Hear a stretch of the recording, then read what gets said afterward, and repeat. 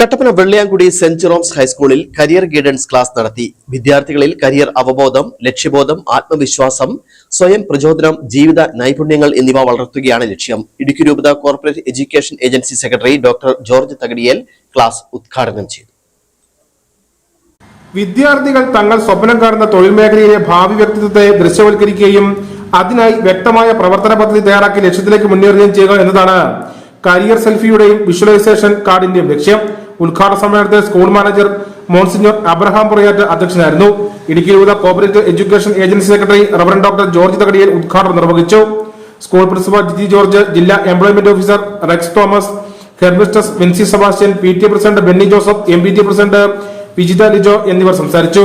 Career guide Deepak Joseph, botany അധ്യാപകൻ Joel Jose, staff secretary Joby Mathew എന്നിവർ പ്രവർത്തകർക്ക് നേതൃത്വം നൽകി. News bureau Kattappana.